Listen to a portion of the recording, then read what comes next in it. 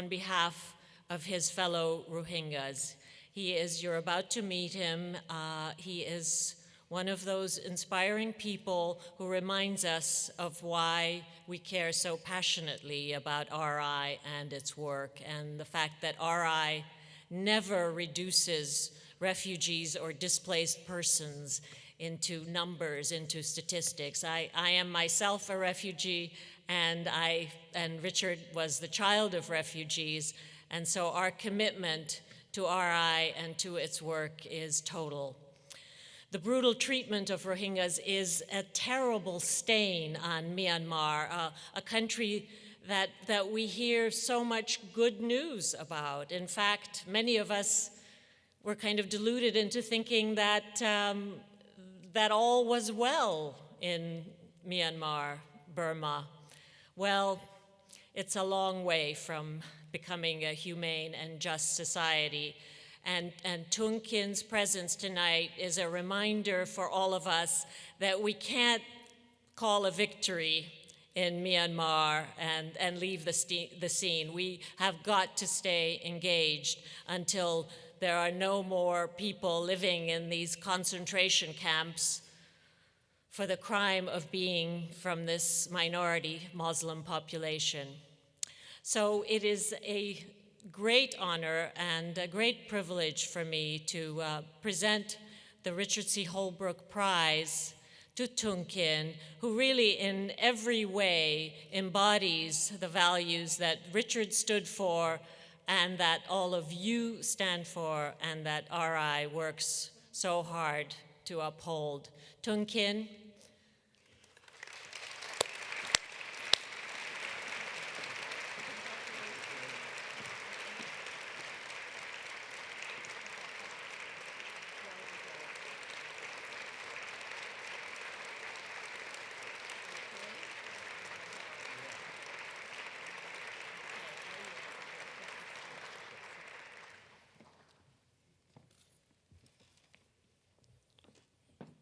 Thank you very much to Refugees International honoring me with this award.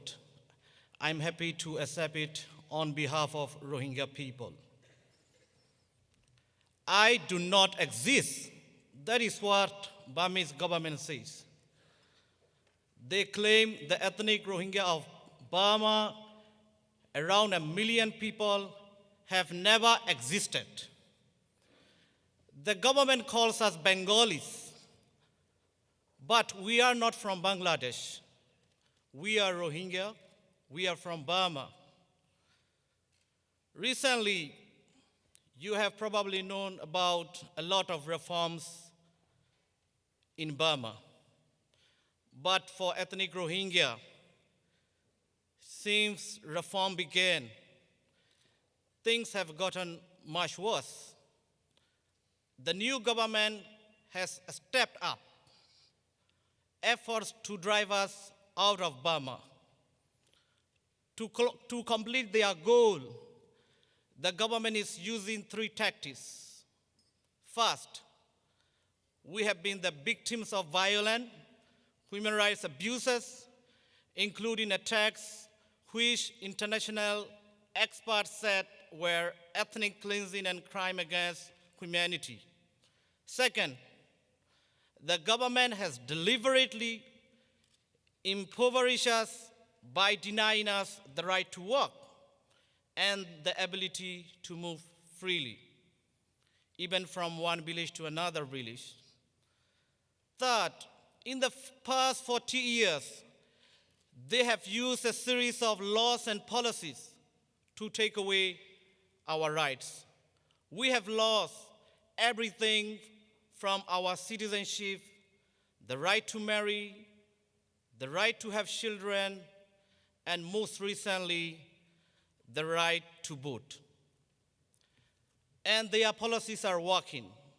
In the past 3 years, at least 10% of the Rohingya in Burma, well over 100,000 people, have fled the country.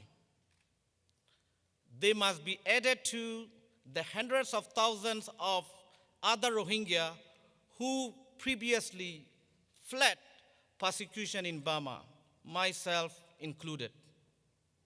I was born in Burma and brought up in Burma, but not allowed to be a citizen of Burma. As a Rohingya, without citizenship, I couldn't go to the university. As an underground activist, I was not safe in Burma. Members of my family and friends have been beaten to death for contacting international organizations and alerting them to our situation. I managed to leave Burma and went to UK, where I got a place at a university and got political asylum. Some of my friends in Burma say, I'm lucky I have escaped. I know I'm lucky, but I'm so sad that I can't return home. I can't go to my own country. I can't see my family and friends. In the UK, I was safe, but our people in Burma were not. With other Rohingyas in UK, we formed Burmese Rohingya Organization UK to lobby for human rights, not just for the Rohingya, but for all the people of Burma. When the ethnic cleansing campaign against Rohingya began in 2012, media, governments, NGOs came to Burmese Rohingya Organization UK for information. Using our networks inside Burma, we were able to let the world know what was going on. Many hundreds of people were killed, and 140,000 Rohingya fled their homes. They ended up in squalid camps, and the government blocked humanitarian access. Refugees International was one of the first organizations to respond to the crisis. Based on information they have collected by talking to Rohingya people in Burma on field missions, Refugees International staff have argued with the US government and UN to increase humanitarian assistance and a stronger assistance with the government of Burma regarding the government consistent violations of human rights abuses for our people. We are grateful that organizations such as Refugees International for helping to draw the world's attention to what is going on to the persecuted Rohingya people of Burma. We are also grateful to the US government, which has spoken out about our situation. When President Obama went to Burma, he defied the government and used the word Rohingya, which the Burmese government tells the international community not to do. I know many of you in this room work for US government, and I thank you for your support on behalf of all the Rohingya people. You have been a friend to us. We are very grateful. But as our friend, I'm afraid I have to ask you for more help. The pressure so far hasn't been worked. The more needs to be done to save the Rohingya people. There is complete impunity for the violence against the Rohingya, even though it breaks international law. We need UN Commission of Inquiry into the violence against the Rohingya and the policies and laws against the Rohingya. We believe that even the process of such an investigation will help to reduce human rights violation against the Rohingya, what we are facing today. As a Rohingya, we don't have many friends. It often seems like the world is willing to stand by and let us suffer.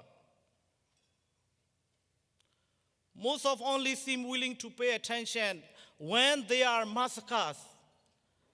By coming here today, you have shown you care about our situation. I'm very grateful to you for taking the time to listen to what I have to say. But I will be honest with you, we need your help. We need you to do more.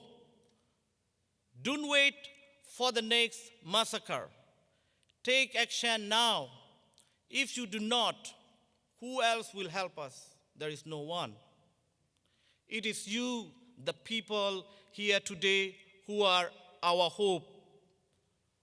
So please help us.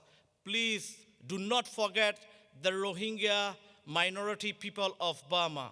Thank you very much.